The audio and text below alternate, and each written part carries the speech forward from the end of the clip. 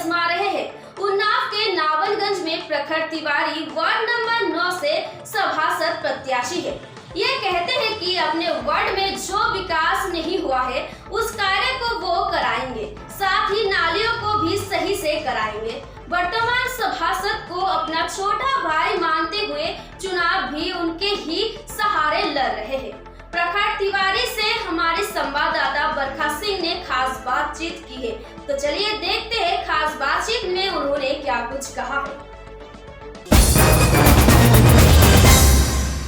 नमस्कार, मैं हूं बरखा सिंह। आप देख रहे हैं आमने सामने न्यूज की खास प्रोग्राम शहर की संसद। आज हम मौजूद हैं नवाबगंज वार्ड नंबर 9 में, जहां पर हमारे साथ सभासद प्रत्याशी प्रखर तिवारी जी हैं। प्रखर तिवारी जी, आपका हमारे चैनल में स्वागत है।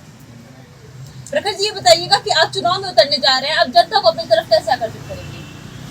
मैं भारतीय जनता पार्टी का निष्ठावान कार्यकर्ता हूँ और नरेंद्र मोदी जी, माननीय प्रधानमंत्री हमारे आदरणीय मोदी जी, हमारे देश पाठक जी, मैं इनके माननीय मोदी जी और योगी जी की जो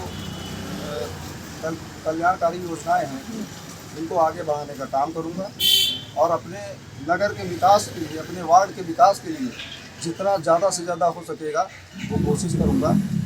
और गरीब जो जनता है हमारी, सबसे ज़्यादा फोकस हमारा उस पर रहेगा, क्योंकि योजनाएं तो बहुत आती हैं। ऊपर से हमारे प्रधानमंत्री जी बहुत सी ऐसी योजनाएं भेजते हैं जो गरीबों तक नहीं पहुंच पाती। मैं उनको उन तक पहुंचाऊंगा और कोशिश हमारी ज़्यादातर यही रहेगी कि जो पक्की सड़कें बने हमारे वार्ड में, नालियाँ जो टूटी फूटी पड़ी हुई हैं वो बने, साफ़ सफाई रहे। हमारे प्रधानमंत्री जी का कहना है स्वच्छ भारत मिशन, हमें उस पर फोकस करना है, हमें भारत को ऊंचाइयों पर ले जाना है।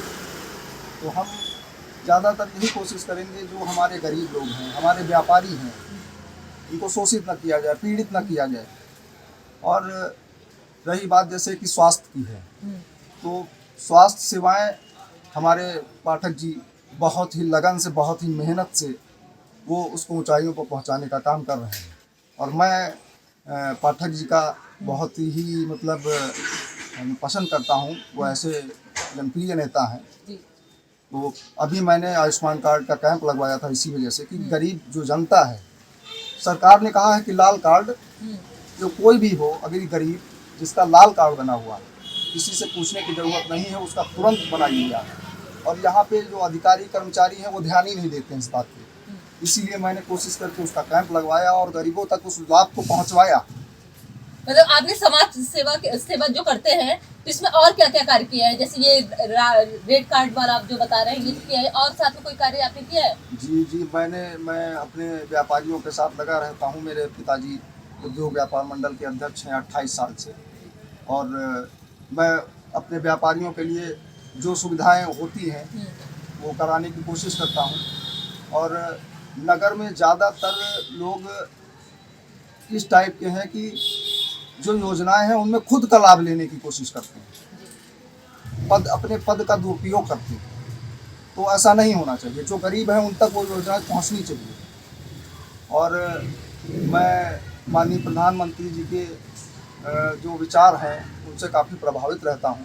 वो हमेशा गरीबों को ही ध्यान देते हैं और उनके लिए काम करते हैं, दिन रात मेहनत करते हैं। जब वो हमारे नेता होकर इतना कर रहे हैं तो हमारा भी फर्ज यही बनता है कि माननीय योगी जी दिन रात एक किए हुए हैं कि गरीबों तक हमारी पहुँचे।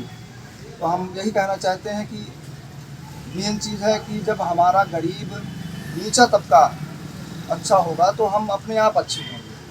जब फसल ही हमारे गरीबों की, मतलब किसानों की फसल ही जो है नहीं होगी तो ऊपर तक हम लोग कैसे ठीक रहेंगे? तो नीचे से जब उठाया जाएगा तभी ऊपर तक सही होगा सब। आपको क्या लगता है आप मौजूदा सभासद से बेहतरीन कार्य कर सकते हैं? मौजूदा सभासद मेरा छोटा भाई है सुभान प्रताप सिंह, और मैं उसका बहुत ही धन्यवाद करना चाहता हूँ। और मुझे गर्व है कि वो मेरा छोटा भाई, क्योंकि उसने मुझसे एक वादा किया, उसको निभाया। आज की तारीख में किया हुआ वादा कोई नहीं निभाता, उसने निभाया। वही कहावत है कि रघुकुल रीत सदा चली आई, प्राण जाए पर वचन न जाए। उसने मुझको वचन दिया कि अगली बार दादा चुनाव आप लड़िएगा, हम आपके साथ हैं। और उसने उस वादे को निभाने के लिए अपनी राजनीति को किनारे करके और अपने बड़े भाई को आगे किया।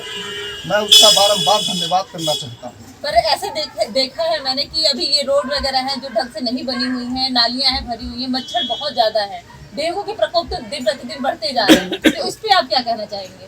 डेंगू का प्रकोप तो दिन प्रतिदिन बढ़ना चाहेंगे, लेकिन हमारी सरकार उसके लिए तत्पर है, लगी हुई है। ये तो ऐसे सभासद का कर्तव्य है करना, सही करवाना, नालियों को साफ करवाना। तो उसने किया है अपने पास से भी किया है, जो सरकार से सुविधा हो सकती है वो, बाकी अपने वो खुद भी इसमें रहता है और आगे से आगे हर काम में गरीबों की मदद करता है। पर फिर भी लोगों की शिकायतें तो है ही कि ये जो कार्य अभी विकास में नहीं हुए हैं, बहुत सारी नालियां हैं जो टूटी हुई हैं, नहीं बनी हैं, नालियों की सफाई नहीं हुई है, सड़कें नहीं बनी हैं, तो इस पे आप कैसे जनता को संतुष्ट करेंगे? हम जनता से यही कहेंगे कि हमें एक बार मौका दीजिए, हम आपके कार्यों को, जो हमारे वार्ड में कार्य अधूरे हैं, मैं उनको कराने का पूरा प्रयास करूंगा और पूरी तत्परता से उसमें लगूंगा। तो ऐसे सभासद पहले तो बहुत वादे करते हैं, फिर अपने वादों से मुकर जाते हैं और सिर्फ अपना विकास करते हैं, तो इस पर आप क्या कहना चाहेंगे? ये तो आप जो है बात सही कह रही हैं कि लोग बनने के बाद भूल जाते हैं, लेकिन मैं यही कहना चाहूँगा कि मैं यह कह सकता हूँ और करके दिखाने में ही फिर बाद में समझ में आएगा। सबसे पहला कदम आपका क्या होगा?